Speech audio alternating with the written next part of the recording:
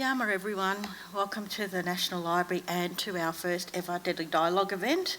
I'd like to start off by acknowledging the first Australians, custodians of the land that we're on and the land that everybody is on via live stream who's tuning in tonight, and to pay my respects to elders past and present and through them to all Aboriginal and Torres Strait Islander people.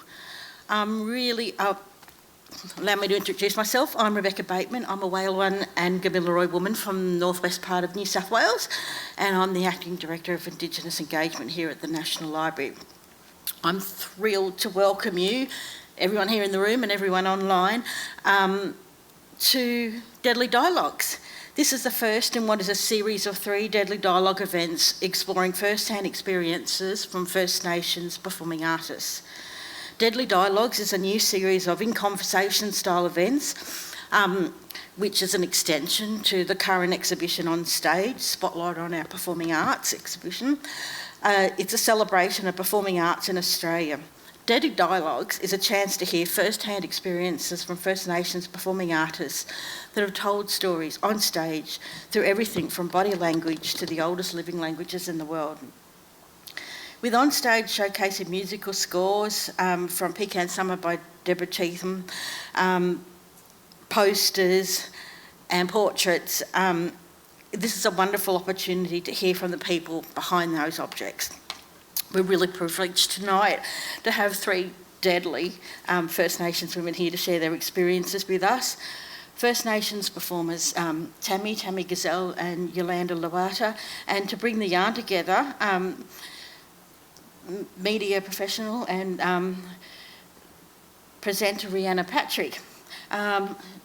Just a bit of introduction to the 3 ladies. So let's go from over there first. So Yolanda. Yolanda is a Gaidai woman with Torres Strait, Papua New Guinea and Fijian heritage. During her 4 years with Bangarra Dance Theatre, Yolanda danced nationally and internationally. In 2016, she was awarded a Helpman Award for the Best Female Dancer in dance or physical theatre for her performance in She-Oak, an incredible accolade and testimony to Yolanda's talent for telling story through dance. Yolanda recently choreographed and performed her own solo named As I Am in the 2022 Bold Festival, along with a workshop in Torres Strait contemporary dance, and has done some roving work with Little Dove Theatre Art and Australian Dance Party. Tammi is a Morawari woman from out my way, we're neighbours. She was born, in her words, out the back of Burke in northwest New South Wales. Tammi is the Collections Access Coordinator of First Nations at the Museum of Applied Arts and Sciences in Sydney, the former Powerhouse Museum. She's also a performer, poet, performance theorist, choreographer, researcher and critic, having performed, lectured and consulted regionally, nationally and internationally across the spectrum of contemporary Indigenous performance since 1996. Rhianna is a Torres Strait Islander woman who has connections to Mayor and Mabiag clans of Torres Strait. Rhianna is a media professional of extensive experience. She spent nearly 2 decades at the ABC working across news and television documentaries and presenting national radio programs. In late 2020, Rhianna joined Indigenous X as its head of audio and podcasts and launched Indigenous X's first podcast series with Black Nation. Black Nation is a First Nations voice discussion, or rather series of discussions about what it's like to be a black fella in arts. If you haven't listened to it, do yourself a favour. With her strong passion for Indigenous-controlled media and self-determination in the arts, there could be nobody better to bring this conversation together for us tonight. So please join me in welcoming Yolanda, Tammi and Rhianna. Let's yarn.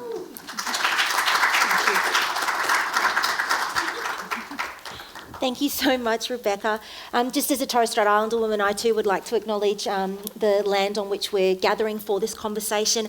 I have spent my entire life growing up on the land of Aboriginal nations, very multiple different nations, then I too recognise that as a visitor I do my work and I live on land which is not my own or that I have no bloodline to. So I just want to acknowledge that. I was really excited to do this conversation because I've been a fan of both of these two women for such a long time, and I think dance is one of these mediums that can transport you in a way that allows it to be done without words. But I think the voice of dance is really the dancer, and then the movement from that is really the language. And I kind of have always loved dance, but I also understand that it's more than that, which I know that we're going to get into tonight. And I think it's also about the intention in how you do those moves, the placement of where those arms, legs, heads, sometimes eyes are. It's even in the way that you carry yourself across a stage from one side to the other and how you do that. And even the movement of, like, say, an arm, raising an arm can say so much. Even when it might be such a small thing, it can say volumes that I don't think even the dancer could describe themselves. And it's one of the things that I've always loved about dance. And, Tammi, I guess, would you like to acknowledge country, as we're all here from different parts of the country as well? Yes, please, absolutely. As you know, my name is Tammi Gissell. I'm actually a Murrawari woman. So again, I'd like to really reflect that this is not my blood country. And so I do want to acknowledge traditional owners from where we are today. And I actually work on Gadigal land, but I live on Bidjigal land in Sydney as well. So I just want to acknowledge where we are today and where we're meeting, and thank us for having us here. Yolanda? Hello everyone, I'm Yolanda Lowata. I, like the lovely ladies here with me, I'm a Gaidai woman. I live here on Ngunnawal Ngambri country, and I live here and I work here. But I'd also like to acknowledge the Ngunnawal Ngambri people as the traditional custodians of this land where we're working, where we're gathered here today. Thank you. I wanted to get an idea of, I guess, what younger Tammi and what younger Yolanda were like, and where this dance journey really starts. So Tammi, I'm going to start with you because I feel like we're of a similar generation, and we have had these conversations today actually where we've realised we are very much the older people here, and our experiences, we remember a time before the internet, as it were. But for you and getting involved in dance, how did you get involved in dance? I came to dance when I was, formal dance training when I was 11.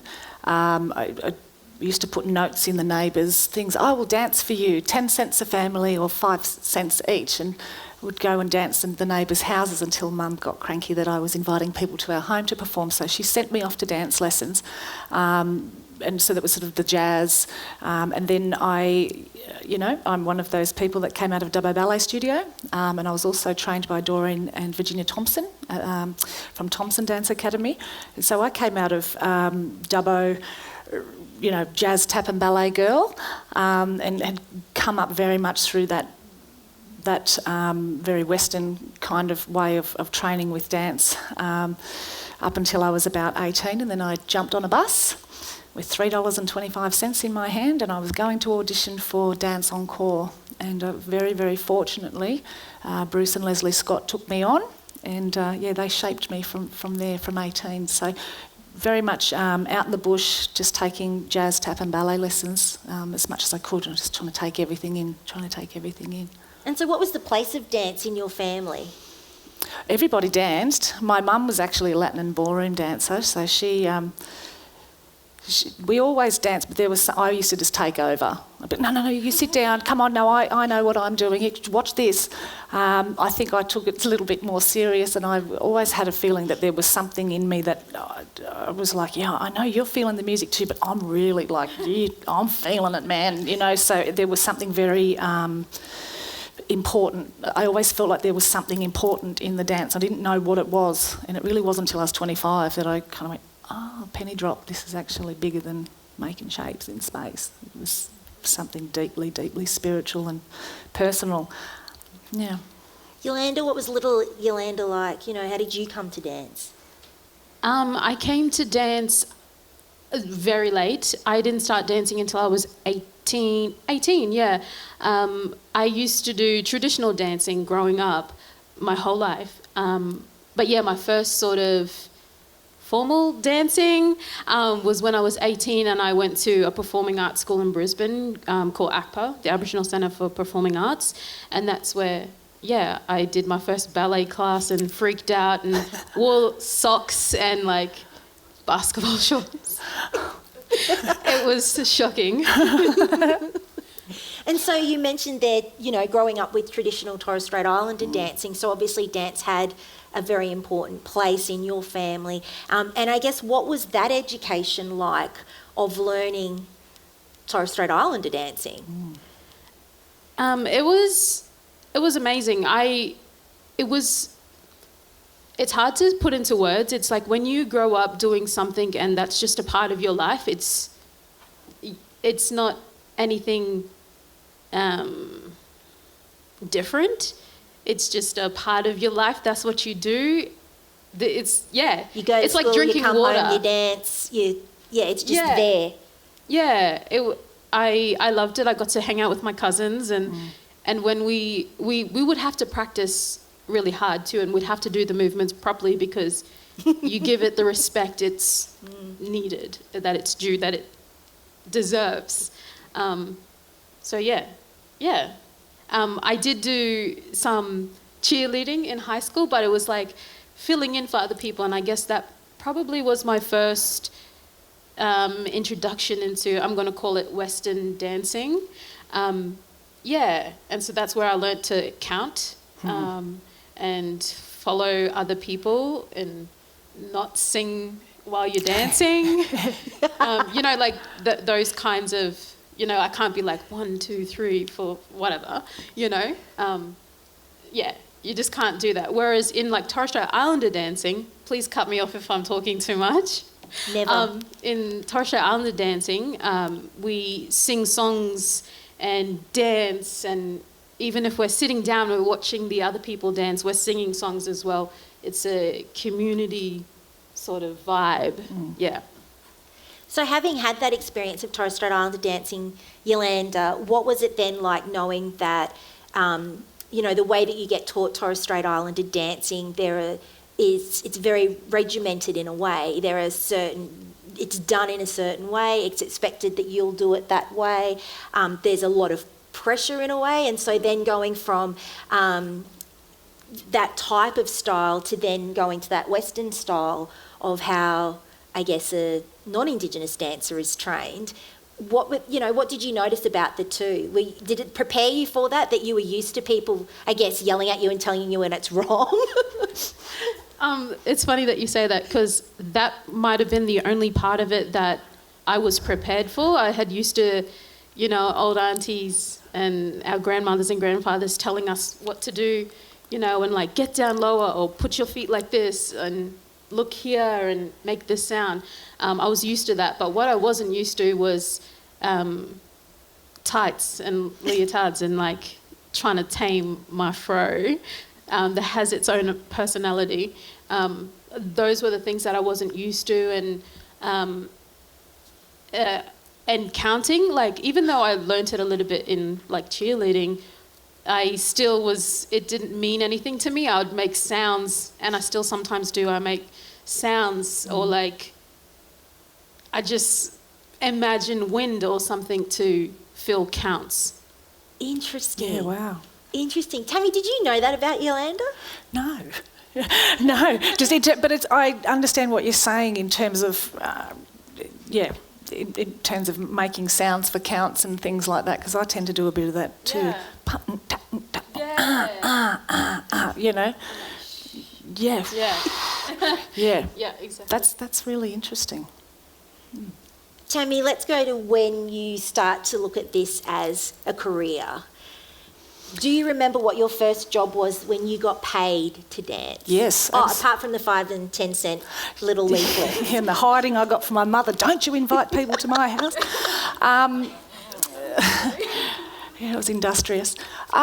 Look, my first professional paid work was with Dance Encore. And I have to say, I was 18. I came down and I did my audition, and I am so eternally grateful for that opportunity, because the discipline and the decency and the ability to really emotionally commit to someone else's grand vision of what you're doing, and that for me was like, I was just so excited to be in a show, to get in the show in the first place. I would have done it for free, truly. I was like, I'm going to get paid too. And I think in those days it was $50 a week we got for rehearsals, which was, in those days, was pretty big money, because we were dancing all day, but that was kind of like your sort of, meal allowance. And then obviously when we went on tour, it was good, good money.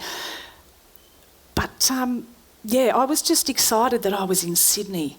I was in a show and we were going to have costumes, and I was a part of something bigger than Dubbo, and I was like, I've made it. I've totally made it, even though it was the idea that I got to be on stage every day. The money had nothing to do with it. It was just that I actually was good enough to get in, and that they believed in me enough to make me want to be better, and they worked on me and worked with me too.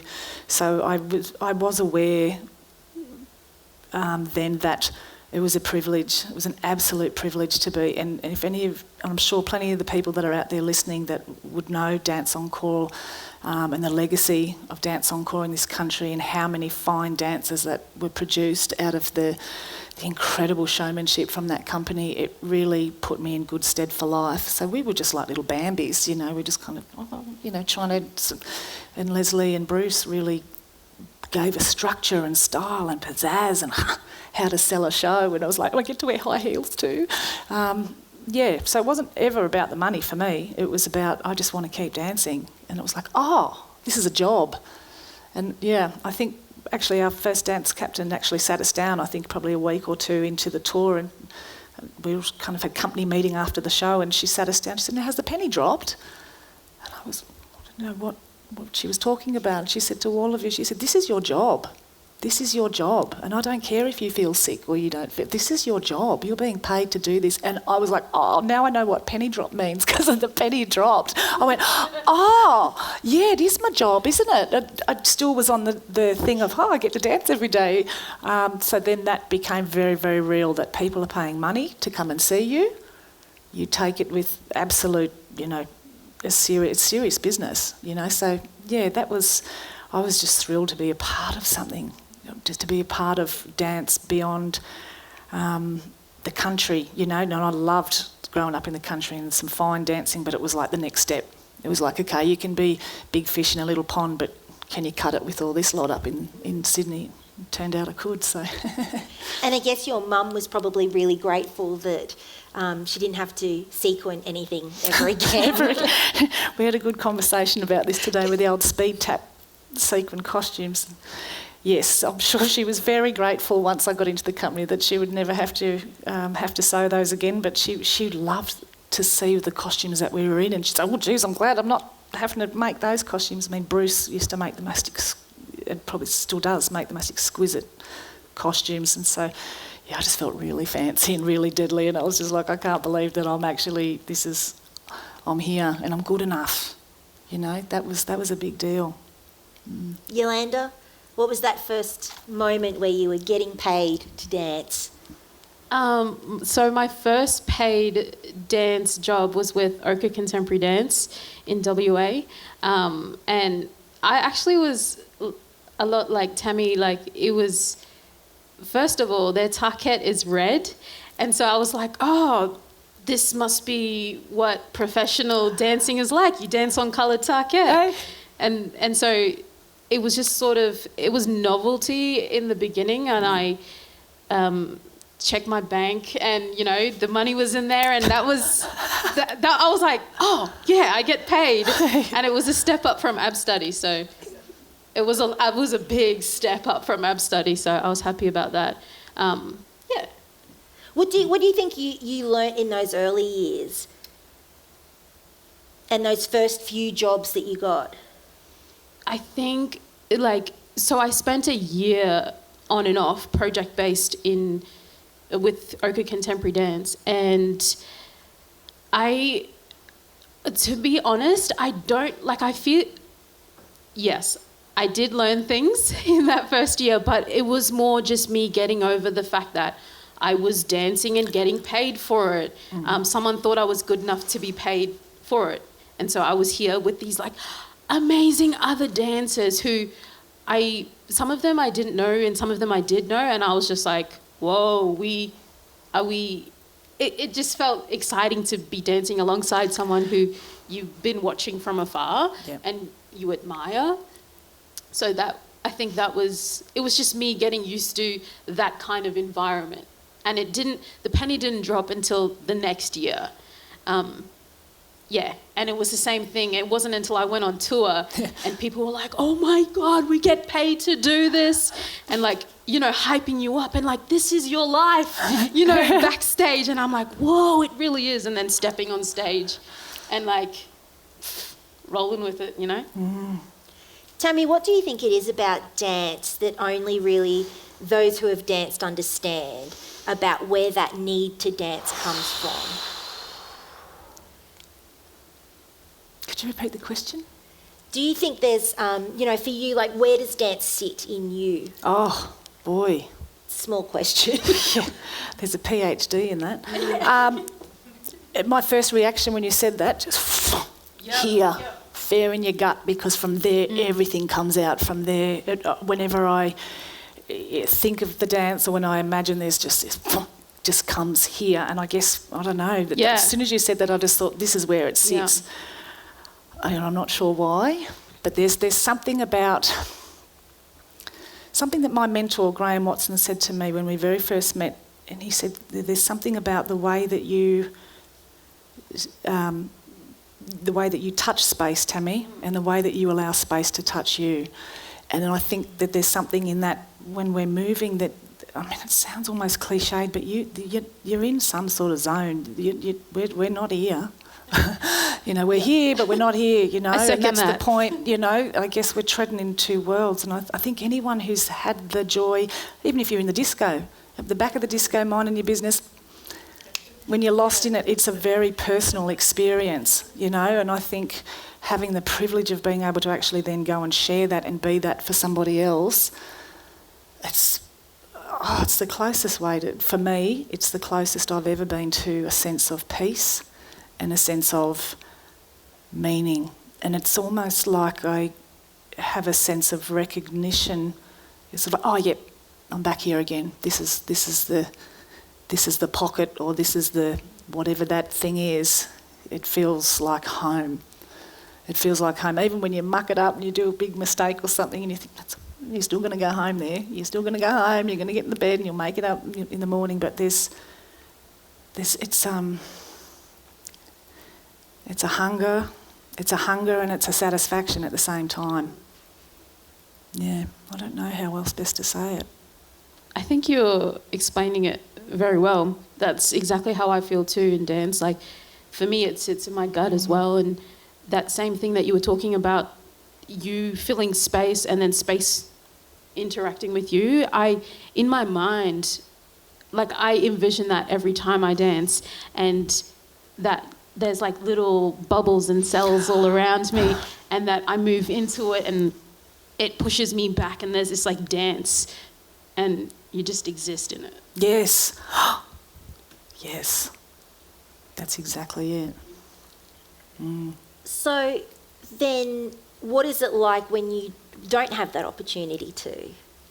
What is that feeling like when you aren't in that? Because, I mean, Tammi, you took some time off because you had your kids and then you came back to it. So I wonder what that time was like away from that, if that's how it feels for you when you are in the moment and you're... I grieved hard for 7 years. I have to be honest, I grieved.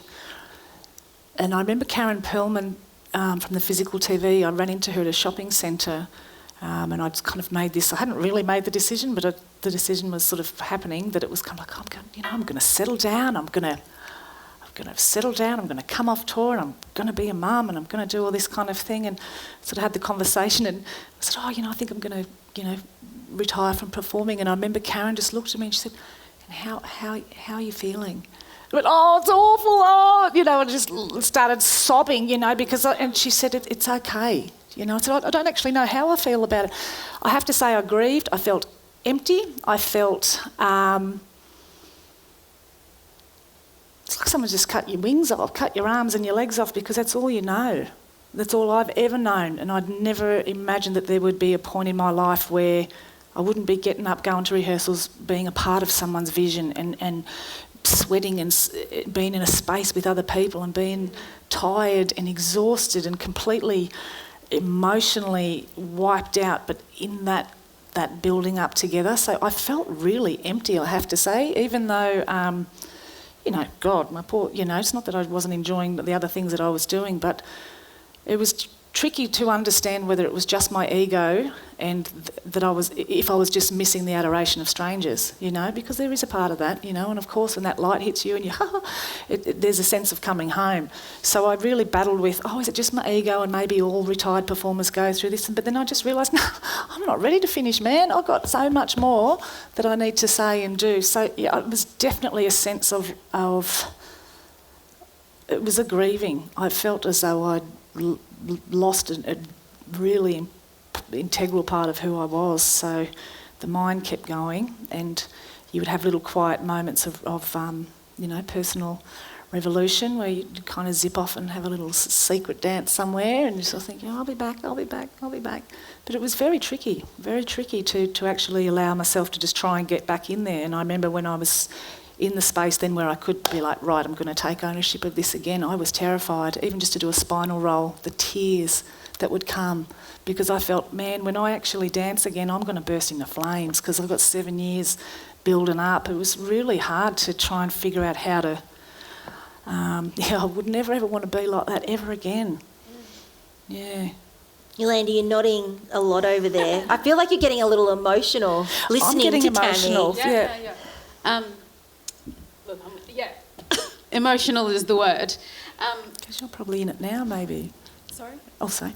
No, what did you... No, I just said maybe, stepping off. No, exactly. Like I definitely didn't have 7 years off of dancing, but I had, a couple of months off of dancing, and sorry. It was obviously a lot. You obviously really felt it. Mm. Yeah, especially when you dance full time, 9 to 6, every day for 4 years. It takes a toll. Mm. And just like what Tammi was saying, sorry. Wow. So sorry. I have this effect on people sometimes. I think it's always me, and I'm sorry. I told myself I wasn't going to cry. No, sorry, let me not joke around.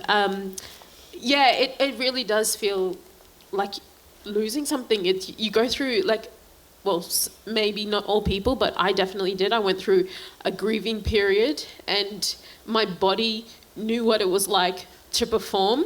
And so when I would perform full time, we would have rehearsals and getting back into the studio. Like, this is how the year would go. Getting back into the studio and then performing, at the Opera House, and then going to QPAC and just different places all around Australia and then overseas. And my body remembered what it was like to do those things in those months. And so the next year, my body was like, I mentally was grieving about not dancing, but my body was grieving too. And my body was so used to that kind of high intensity pressure and performance, and so it was, everything that Tammi is saying, but in a year. Yeah, wow.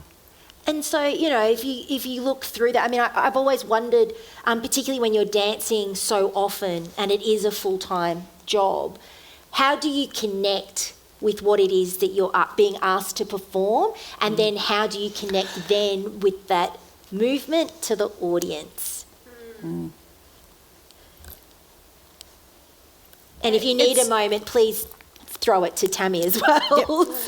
Yep. So, look, I think for me, and when I think back to some of the early tours that I did when we went to Japan, it would be a 3 month. I think I did a couple of 3 months, a 4 months, a 5 month, and a 6 month tour. And this is 2 shows a day, 7 days a week, there was just, and I'm so grateful for that discipline. I did not understand what kind of a privilege I was walking into when I got that position in Dance Encore, because it really taught us that discipline. But then when I went out to work out on the ship, sometimes we'd be doing the same show for 10 months As straight. in cruise ships? Cruise ships, yes. I was on Carnival for a few years. And, it's 10 months of the same show, And so I'll be honest, there'd be some nights you'd be out there doing the finale, I think, right, what am I going to cook for dinner tonight? And you'd be sort of off. And then I started to think, okay, this is a problem, And that's the like, trick, right? that's when you thought, no, how, you're not in the pocket, honey. How do you get back in? For me, it was always the music. I just have to go. The music would find my way in. But I guess it's a different emotional commitment.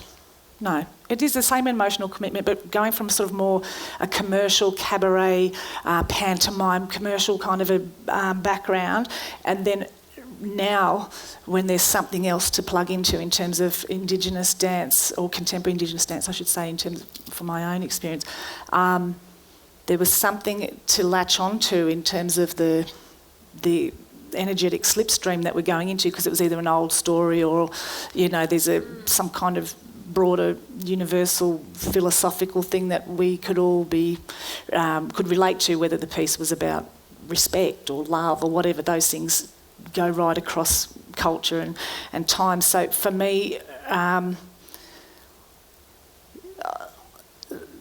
go in through the music, definitely, and I have to know what I need to be sitting in it, because then it's funny because you become, it becomes embodied and all of that, so that then you can almost, that goes into, go into autopilot, and then it can come out to here. So this all needs to be organised, and so that then it can take it out. My mentor would always say to me, Tammi, what's your prehistory? What's your prehistory? What's your prehistory? Just whenever I'd be going to step on stage, what happened before this? Know where you've come from and know where you're going to. So even now, if I'm doing a commercial, I haven't done a commercial gig for a long time, but if I was doing a commercial gig, 5, 6, 7, 8 jazz, 1, 2, 3, 4, I'd make sure I know what I'm doing and what can I smell, what can I taste, where am I everywhere where I am, so then that can all go, and then it's about me and you, sister, we're in this together, for me, always through the music first, if there's music, and if not, well, then you really need to listen.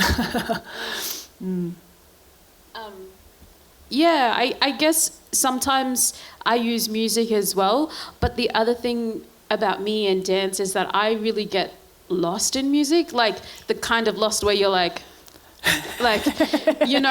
because I'm just like either thinking about what's for dinner or just like in love with the music itself, but forgetting what else I need to do with the music. But I think it's like I have to make a story for myself, or it doesn't even have to be in like chronological order, or I just need to give what I'm doing meaning. Even if it's like pick up cup, throw cup, I don't know. I think that's how I connect to dance. And then, when you get to the end of like your rehearsal period, or where you're creating the piece, me personally, I kind of feel like, I've arrived at every possible answer for this movement, but then you perform it, and then there's like new things that you learn and find, and that's what makes it really beautiful and interesting. And I hope that's what makes it beautiful for audience members as well, because you're coming to like these epiphanies or realizations in the moment, and it's so beautiful. Like I love watching it when you see other dancers break through and they're dancing beside you, and it kind of makes you want to like go even harder as well, because like you're doing such a great job, and now I want to do a great job as well. I think that's how I make it new, but it just happens automatically because I just love dances and dancing with people. It's one of the most rewarding things to do. So when you're on that and you're doing, say, the same show and you're travelling all around the place, I mean, how do you keep that fresh? How do you try not to tap out, and how do you stay connected? Are there certain things that you do to try to remind yourself? Yeah, I do a few things, but one of them is that I just talk to myself. Like I'm just in the wings and I'm like, okay, you're going to have a really good day today. You're going to get on stage. You're going to dance your little heart out. Like I just talk to myself. but that only happens if I'm having a day where I'm just like, oh, I can't do this, because I feel like everyone's had that day in their jobs, whatever it is, where you're just like, man, I can't deal with such and such, or this is just a tough day. Yeah. And yeah, I just have a chat to myself. I pull myself aside, and then I step on stage.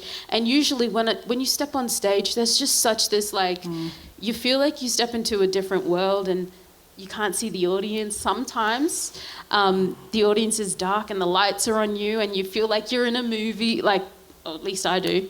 And so I just roll with it. Wow. That's It's beautiful. I love that description. And Tammi, I mean, you mentioned today something around that the way that you have approached your dance when you were, you know, a body for hire, as you put it. Yeah. Talk me through what this body of hire, the way that you felt about the, Yeah. you know, where you found yourself in, and the way that you conducted yourself. Yeah, I think definitely the early part of my career before I'd gone on to study contemporary dance or contemporary Indigenous, it was commercial dance, so you're very much, you know, one day I'd be Freddo Frog and the next day I'd be, you know, Mary Poppins, or, you know, doing a lot of promotional things, or you'd go off to do that panto for a bit, or, you know, you'd go to do a film clip, so you're very much, you know, especially in those days, dancers didn't have tattoos, you know, you had to be very, you know, you might have to dye your hair this colour one day, and, you know, you walk in, are you prepared to dye your hair? Yes, absolutely, shave it off, you know, to get the gig.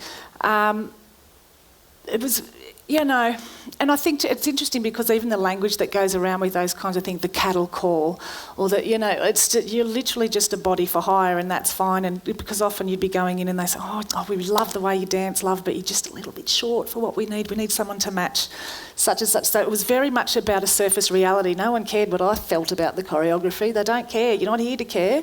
It's got nothing to do with you. It's got to do with my show, so, which is fine. It's perfectly valid. That's a valid way of moving and doing a show. But it, you know, it was very much an external product, and that's what we're doing, and that's fine. But it was, definitely a shift from when I started to go and learn more contemporary performance theory, and then I'd start to learn modern ballet or, you know, contemporary dance. You suddenly go, so I remember Bernadette Wollong said to me once, we were doing something in class, and she said, how does that feel? I just looked at her and I said, sorry? I didn't know what she was talking about. She said, how does that feel? I said, what do you mean? She said, how does that feel when you do that move? And I said, I don't know, you know. And she said, well, you got problems, you know, because if you don't know what that feels like, sister, go and sort it out. Because if you can't feel your body, you're in the wrong business, you know. And it was really interesting because and I'd already been in a company for 7 years before I went to do that. I'd never actually had anyone ask me, what did that feel like? No, I mean, and that's fine because that wasn't the thing. But to allow yourself to suddenly have a bit of autonomy about that was cool. That was cool. So there's a definite different thing, I think. For me, that was my experience going from a commercial kind of background to then stepping into the contemporary foray. It was suddenly I was allowed to think for myself and experiment and basically do whatever I wanted to do, as long as I was willing to accept the consequences for what that may present for myself or for the audience. You know, it was free rein. I was like, I think I might try a bit of that, thanks. Yolanda, I want to know about the times when you have had things go maybe the wrong way that you weren't expecting. Maybe it's a costume malfunction. You know, you maybe have had a bad day at the office and the entire audience got to see it. You know, what are those moments like? Have you had those moments in your career? Definitely. I've had a handful of costume malfunctions. I won't tell any of them today. But yeah, there's... Is there one that stands out?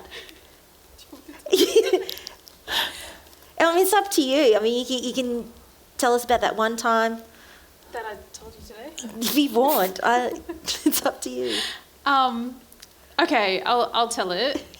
So I was telling Rhiannon and Tammi today that we were talking about costume malfunctions, and one time, this was when we were in India, and, you know, I was being very I had to cover up my body, and, I was trying to be very respectful. And one of the costumes they were very old, the costumes, because the dance we were doing had existed for like decades. And so the costumes, they were the original costumes that they did decades ago. And so I was fitting into the costume, and it was a Leo and As in a leotard? A leotard, Yeah. yes. And then it had a sheer dress over the top, and I was wearing a crop top. And then I was dancing, and then I was doing because, I have to mark it full out so that I know where I have to be in this space, And so I was doing the movements, and I went like this, and I came back, and then my Leo strap popped, and I felt so horrible, but I was wearing a crop top underneath, and I was just like, oh my gosh, and I was looking in the audience thinking, making sure that no one was looking at me. Obviously my director was looking at me, and I just kept going because it's not a big enough reason to stop the show. But I just didn't want to be rude to the people just walking by. But yeah, there's also times where behind the stage, so when you're watching a show, it looks pretty calm on stage, but backstage, everyone's freaking out. And there was one time where I was on that side of the stage, but I needed to be on that side of the stage. But the stage was so long, and it was so deep as well. So I ran all the way down here, all the way across here, all the way up there. And then I realised I forgot my props, so I had to run back, and I was like, get out of my way. And I was just like, get out of my way. And I was like, where's my prop? And freaking out. I think that was the most...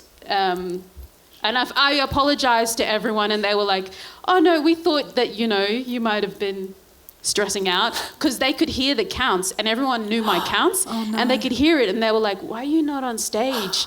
And that's why I had to run back. I think, there's a few. Oh my goodness.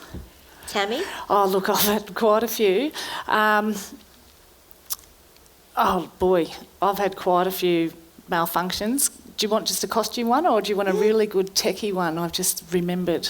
Wherever in my mind. you want to take Look, me. One of the funniest costume thing, it wasn't a costume malfunction, it was a Tammi malfunction, and I was coming forward to do my bow in the gorgeous Tammi, and I've come up to do, and we had long boot covers on that come right over our knees, and I can't do it now, but I had my one toe up to the, but I got my heel caught in the thing and just went, boom, and I had to crawl off stage. I had this big fruit bowl on my head, gorgeous tropical nights costume, G-string, and the audience, and it was a club show, and the audience were just losing their mind, killing themselves laughing, and it was the only time I've ever said to my dance girl, I can't go back out, I can't do it. And she said, get your costume on and get on stage, And I said, no, please don't make me go back out there. She said, get out there, and I have to say, pulling up the guts to go, you can't hide, love, it's a 4-person show. Going back out, and the audience would just went, yeah, went crazy. And then we ended up having the most amazing show because, for whatever reason, I just think they were just like, wow, you got some guts coming back on here after that. It was the most embarrassing thing. I literally had to crawl from it would be about here, right over to just because I couldn't get the heel out of the boot, and it was dreadful. That was probably my most embarrassing one. But you're young. But there's nothing you can do, really. You've just got to get off stage and try to fix it. I could not get my heel out of the boot or the fishnet, and I was so scared of ripping my fishnets as well. It was just, it was so bad. It was really embarrassing. For those who are in the room, and unfortunately not on the live stream, we can't ask questions, but if you do have a question that you're thinking in the back, we will have microphones coming around, so I will open the floor to questions very soon. But I guess, Tammi, I want to talk about sort of the innovation in the space of Indigenous, particularly Indigenous contemporary dance at the moment. Bangarra really broke the mould. Totally. And I guess I want to know from you, in the spaces that you work, what is the innovation? Where are we heading? What can we expect as an audience? But also, what can future dancers coming through expect as well? Look, I think there's some really interesting potential in some of our young ones that are coming up now that are really starting to take the torch and run with it. I think if there's bravery from this young mob to keep building on the legacy that's been built, but then to say, you know what, maybe I might just try this other little way and see if that works, and allowing I keep going back to my mentor. He used to say, Tammi, you have a right to fail. You have a right to fail. It's your business. Fail, fail, fail, fail, fail. You'll eventually find your way. So I think there's a lot of potential for, for all these young dancers, especially some incredible First Nations dancers that are coming up through the ranks now, that I would just say, just be brave, allow yourself to traverse completely unknown landscapes, because that's the only way we're ever going to keep building on the legacy that, like companies like Bangarra have really, broken that mould and said, right, we can go. People like Vicky Van Hoot, I mean, she's just been a trailblazer off her own sense of rebound and has really carved out her own kind of technique, contemporary Indigenous technique, and that was the things from the different traditional forms that were speaking to her. And so I think research and just experimentation, I think, is really keeping a curious mind and knowing that you've, standing on the shoulders of those that went before you, but it doesn't mean you can't run and jump off and go and then come and quickly jump back on if you need to. So much potential. I just think it'll all just come down to bravery, because we've set the standard. We know what's what. We're here. We're loud. We're proud. We're already present. That's all cool. We've done that now. And then what? And I think that's where we're at now. But I mean, Yolanda, I mean, you're going to be a part of that next generation, ushering this in, maybe even being a part of it as well, as being the hand that brings the next generation through. I mean, what are you seeing in the spaces that you are, and what are the things that excite you? I think I also want to touch on what Tammi just said, that I agree completely. Everything that you're saying is how I feel about the innovation of Aboriginal and Torres Strait Islander contemporary dance. And I think the more that individual dancers follow what makes them, their unique ability or their gift, what makes them special, the more that they follow that, the more I feel this innovation will come.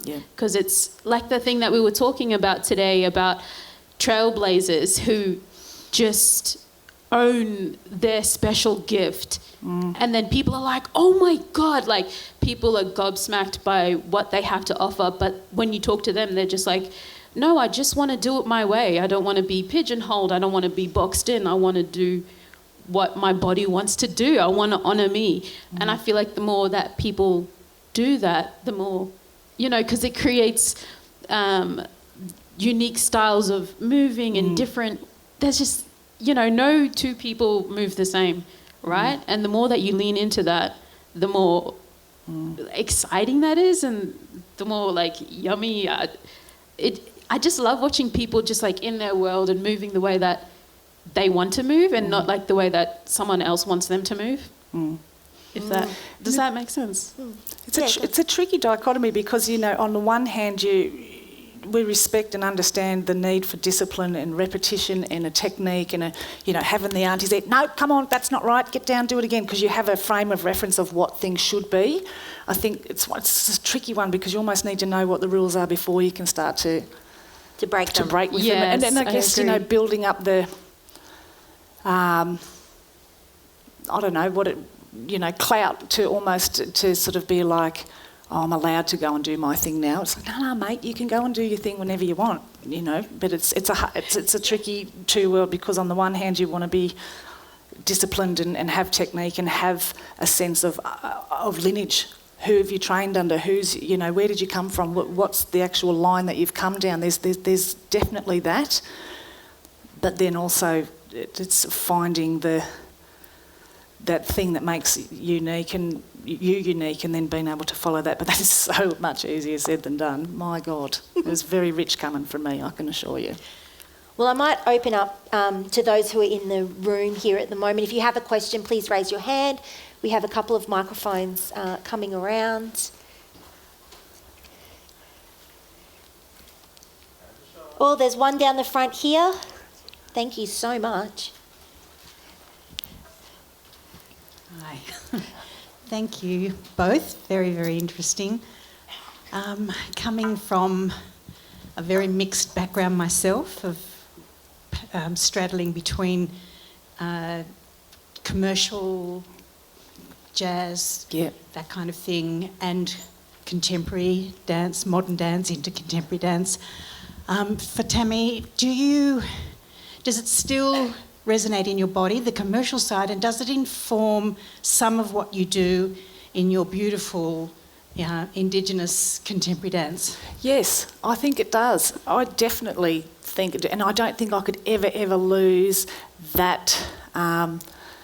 The zhoosh. I love the zhoosh, and there's something about it. But it's sometimes I do. It still drives me, and I'm still really passionate about the idea of entertainment, and so I'm an entertainer, and I was trained as an entertainer, and that was something that Leslie really made us so proud of, that it's your job to entertain. You're going to transport people somewhere else. This is your thing. It does stay with me. I think it's funny you should say that, because I've just recently, because sometimes I get so caught up in the whole emotional, I'm having an emotional moment in my choreographic thing, that I can sometimes become so internal that I've forgotten what it's actually for, that I'm creating this for somebody else. So going back to that old training of well, yes, that's great, Tam, but it's about them. It still informs me, definitely. I still can't do open lines, like I can't cope. I'm always,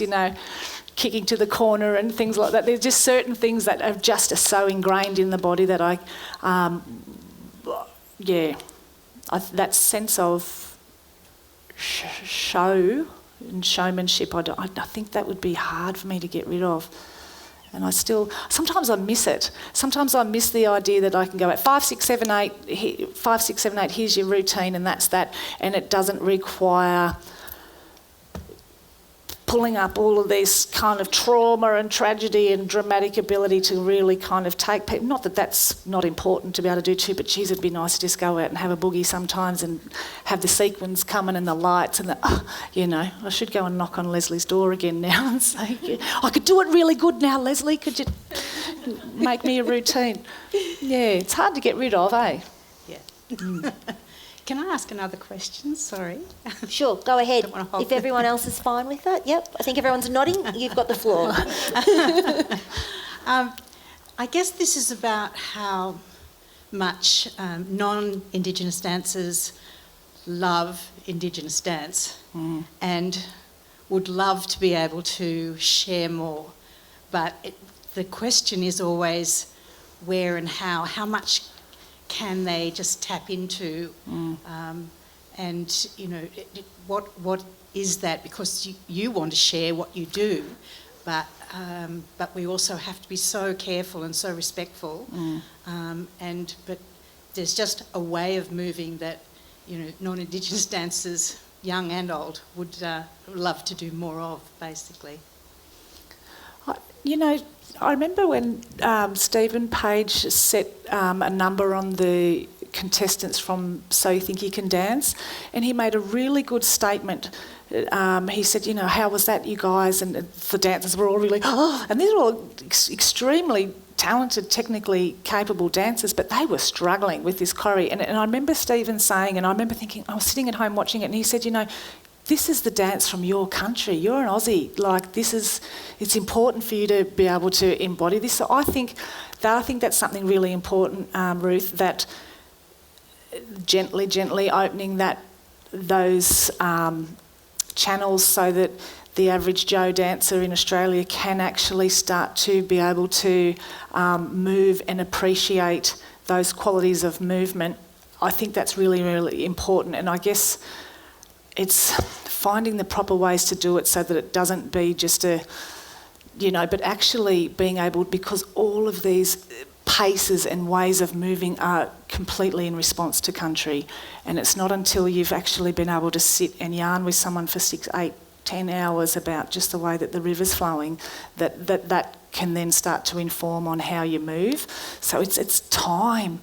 But I think the time is now, because we're all dancers. We all dance. We're all doing the same thing, albeit from different for potentially different reasons. But I think that would be something that would really propel this country's dance industry or dance reality so much more forward if the contemporary Indigenous language that has been, brewing for the last, 30 years, began to filter out a little more to the general population, so that, we can dance with our non-Indigenous colleagues, and be able to actually share that sense of time, or because you might go, brrr, and we all know what's going on.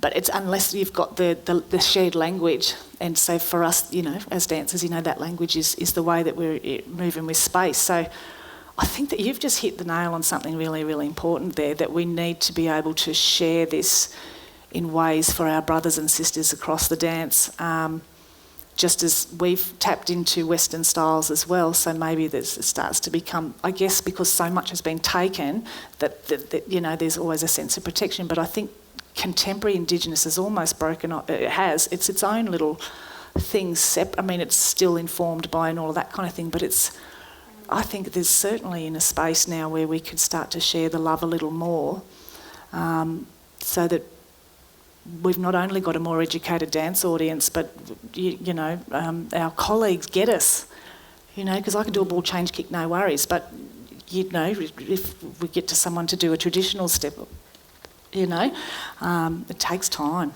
I think it's important. You've made a really important point there. Thank you. If there are no more questions, I might ask Rebecca to come back up to close out our session, our first session of Deadly Dialogues. Thank you so much. The three of you, that was just amazing, and I'm just so struck and in awe of listening to you, Tammi and Yolanda, speak that incredible sense of self that you have, that incredible sense of, your relationship, talking about your relationship with space and knowing where the dance sits in you. And Tammi, when you showed us where that dance sits in you, like goosebumps, it was really, really beautiful. Yolanda, hearing you talk about, not even in words, but feeling your grief, about thinking about being away from dance, my goodness, just amazing stuff. So thank you so much for sharing yourselves and your stories and your being so beautifully tonight. Thank you. To everybody here and watching online, thank you so much for coming. Just a bit of a plug that, like I said, this is the first of 3 Deadly Dialogues in this series. The next one will be on the 16th of June. Rhianna will be back, and this time she'll be talking with the amazing Deborah Cheetham, First Nations soprano, writer of the extraordinary opera Pecan Summer, the script of which can be seen up in the exhibition upstairs on stage. Thank you all for coming. It's been a wonderful evening, and thank you all so much.